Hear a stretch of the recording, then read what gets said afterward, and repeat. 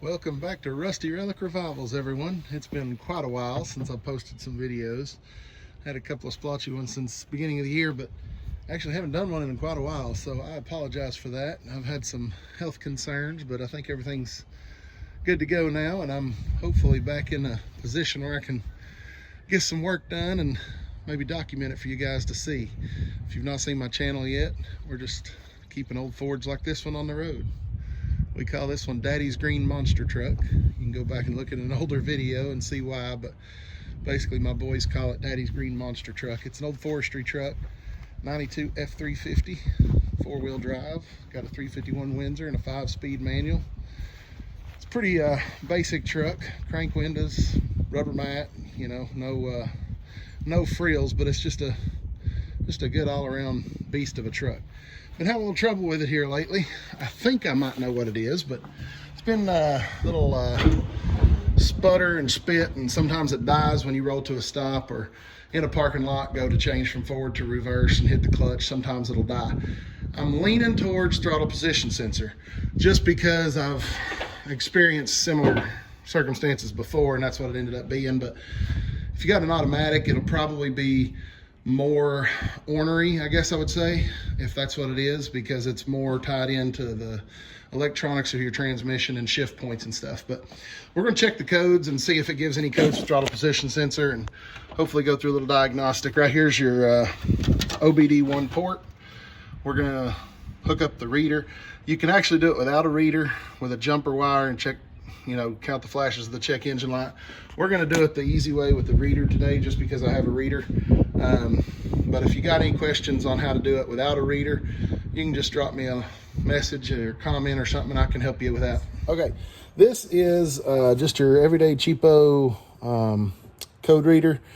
Bought it off of eBay a while back. This particular one is a Innova 3145, but it's for Ford OBD1, and it fits most Fords from 81 to 95.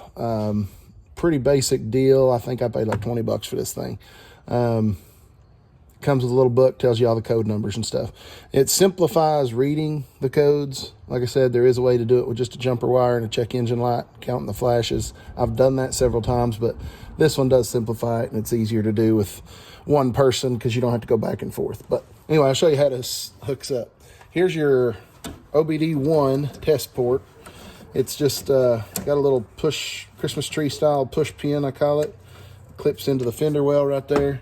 You've got one little plug right here. You just push down on that, unplug it like that. And then you've got the single wire, just pulls out. Then this little plastic cover, you just set off to the side. You've got that harness. It's kind of trapezoidal shaped or whatever, and then the one wire. All right, so you've just got that cavity for the single wire and the cavity for the bigger plug in the same shape as those two plugs. Just plug that bigger plug right on there, all the way up. Plug the single plug right on there, all the way up, just like that. Now I haven't turned it on or anything, it's just plugged up. So now you go inside and turn the switch on.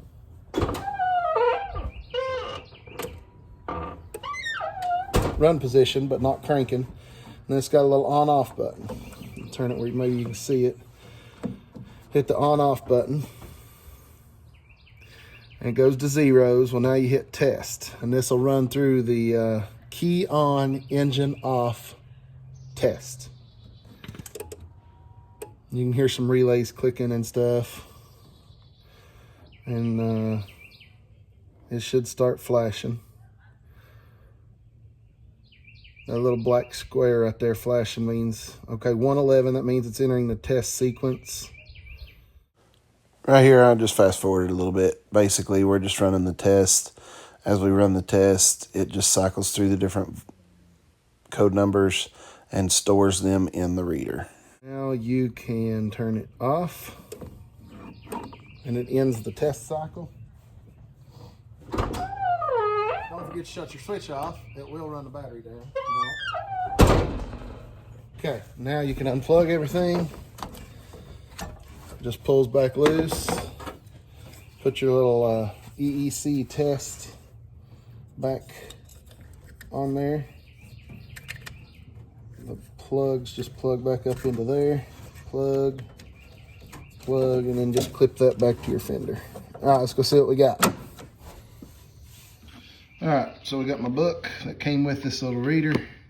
We got the reader, you go back here, turn it on, go to memory, and it stores the codes, and then every time you hit memory, it'll cycle through the code that it gave, okay? So, I got them all here. Let's see what the book says they are. There's code 111. That means it could give it on a key on engine off, a key on engine running, or a memory. And that just means system pass. That just means it's entering the testing phase. All right, the next one was code 10. Here's where it tells about that. 6 to 9 seconds after the code reader receives the last fault code, a separation code is sent to the code reader. That just means it's separating it between different methods of testing. Code 10 is not a fault code, it is a separation code used to separate the first group of codes from the continuous memory codes. Now the next one was 122, and that's kind of what we're looking for. Throttle position sensor below minimum voltage. So that means the throttle position sensor voltage that the computer is seeing is below the lowest amount that is okay.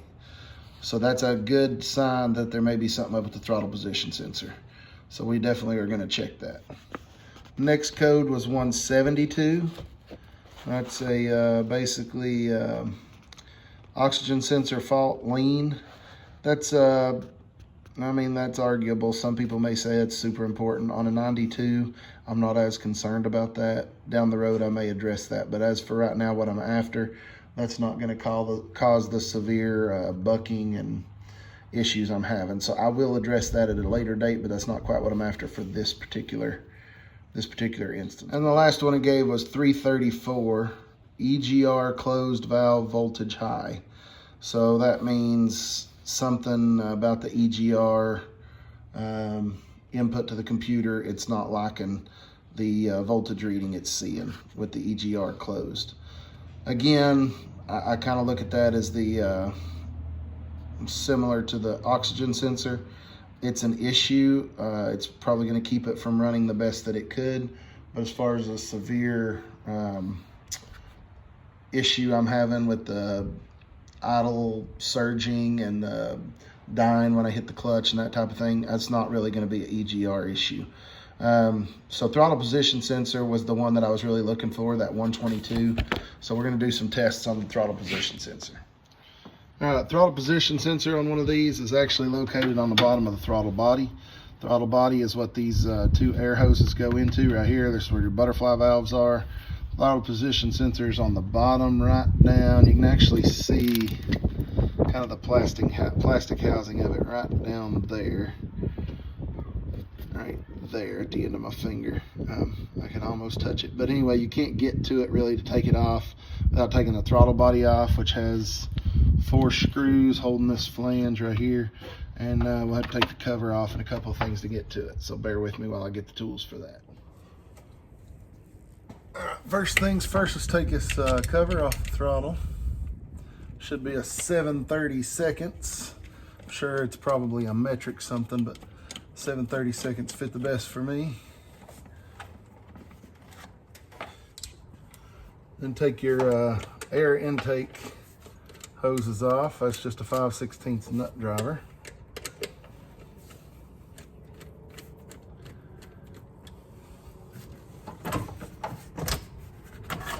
Probably want to go ahead and take those off both sides just to keep it from being in the way. You got a couple of coolant hoses here that go into that throttle body. You want to take those off, but have something ready to cap that with. I'm going to grab just a bolt or something.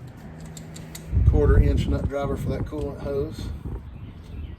Pop that off. There we go. It's not leaking too bad. We're going to go ahead and pop that bolt in there. Just be on the safe side. All right, now we've got this little vacuum hose.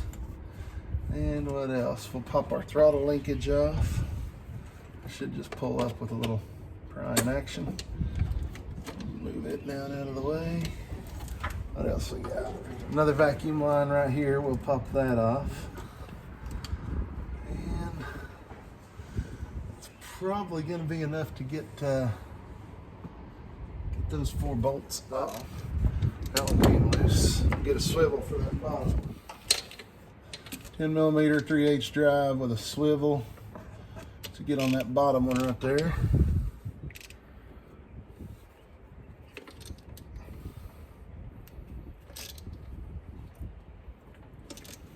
It does seem to be letting me turn it, so hopefully that's promising.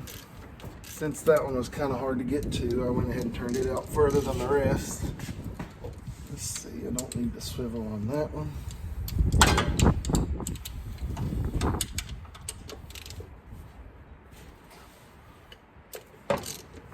That one's coming loose. We got an oddball size on us down here in the bottom.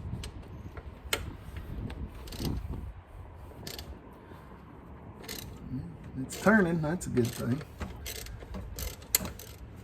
All right, now that I got them all turning, I'm gonna go into cheat mode here.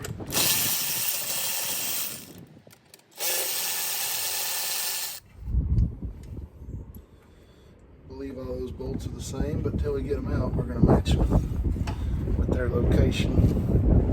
So far, they're all 3 the same.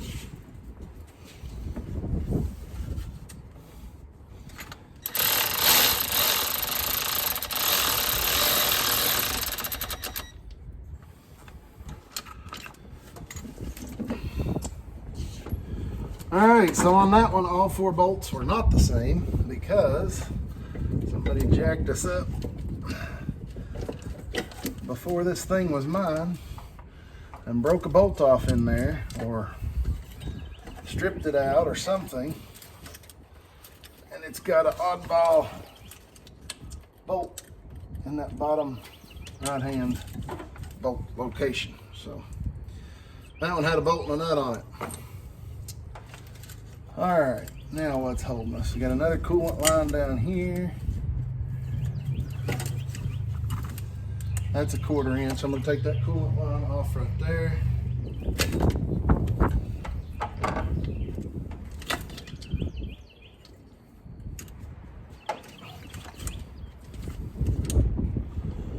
All right. Now, there's the throttle position sensor.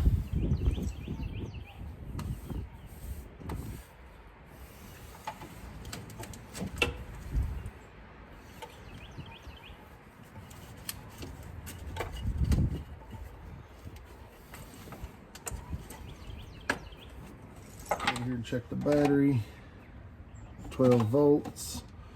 With the switch on, you want 0.96 to 0.98. So we're gonna go down here, probe the green wire.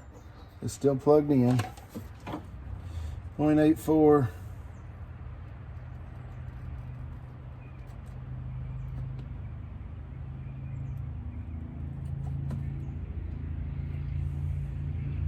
So that's below the minimum voltage.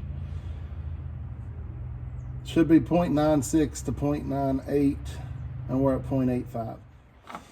First things first, we're going to try to adjust this. There's a couple of Phillips screws.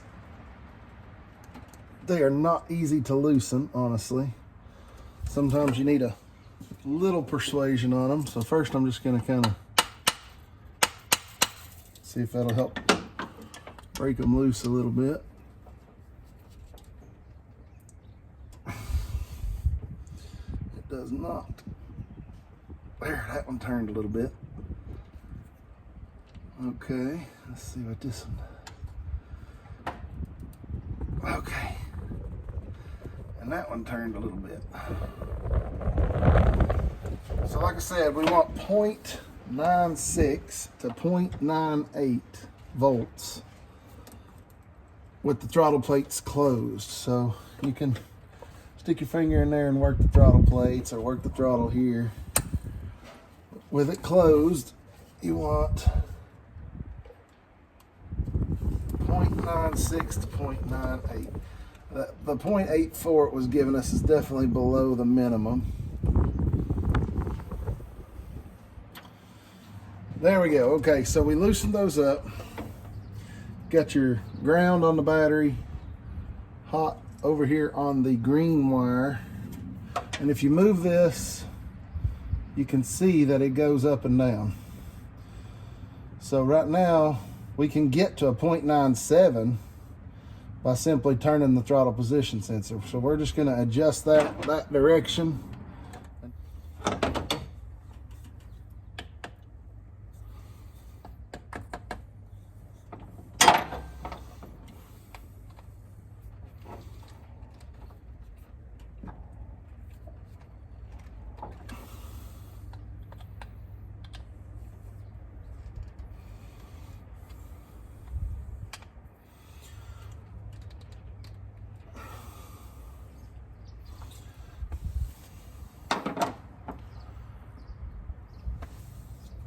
Okay, so I've adjusted it with the probe and the green wire and the switch on.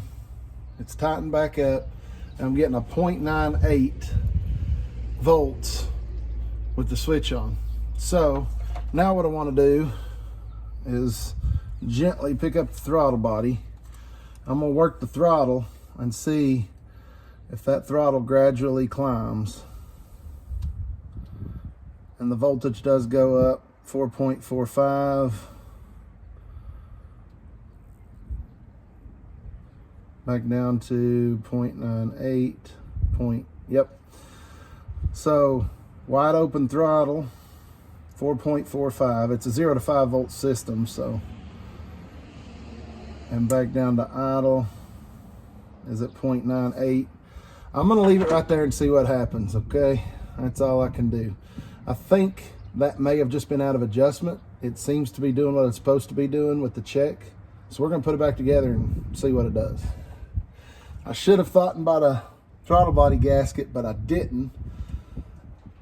Hindsight, I wished I had, but I don't have one, so we're just gonna try to seal it back up. I don't see any imperfections in the surface or anything. That's still pretty clean, so we're gonna leave that like that. Rotate this back over, stuff our plug back down in the hole where it was, and get this sitting back upright. Plug in the things that are going to be hard to get to, such as this coolant hose on the bottom. We're going to put one of these back in here just to get it lined up.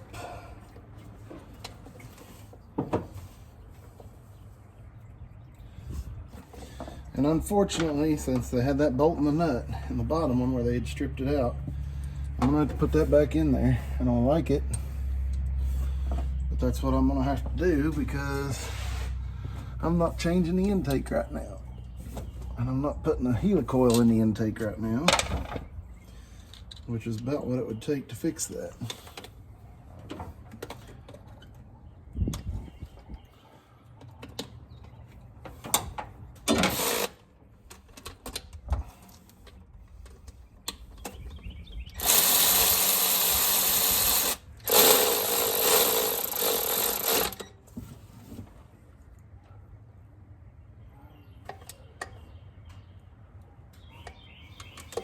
Okay, I think the torque spec on those is not much.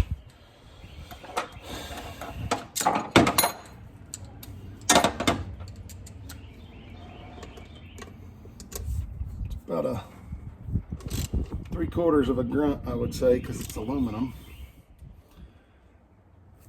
But you do want to get it good and snug because there's no, or the gasket has been used, so you don't want to take a chance on it being too loose. So you can look up the torque specs if you want. If I was building the motor from scratch for performance or something, I might, but just doing a little repair job on old Trusty here. I'm gonna say 3/4 of a grunt is plenty.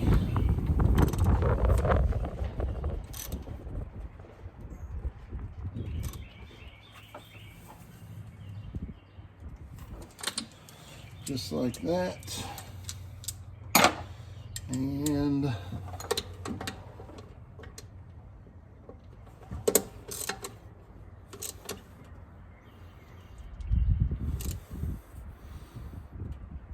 just like that. All right, everything torqued back down. Put our coolant hose back on the top. It's going to be a 1/4 inch drive nut driver. What else did I unhook? Throttle linkage. Back right there. And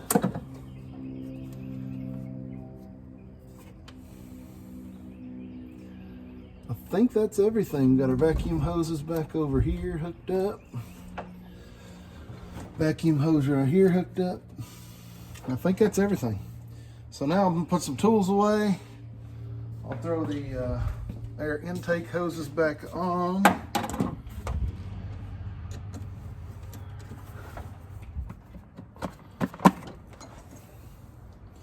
All right, everything's back together. We'll put some tools up, take it for a test drive.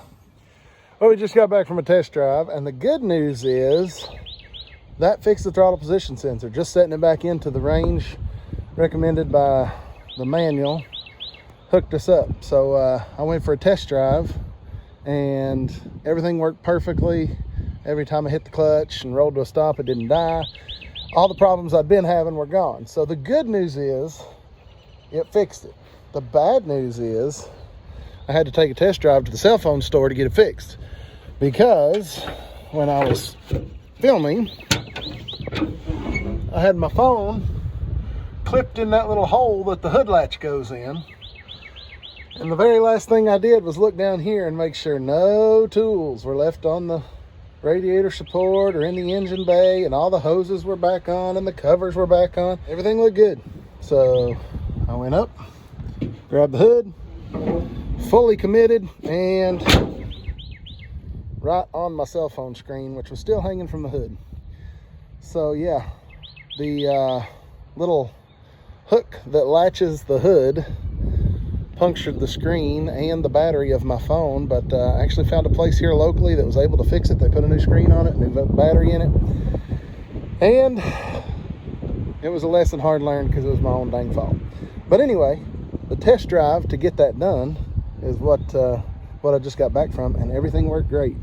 So throttle position sensor's back into recommended range now, and seems to have fixed my issue. Hopefully the next video will not include an expensive cell phone repair due to my own stupidity. All right, until next time, we'll catch you on another Rusty Relics Revivals.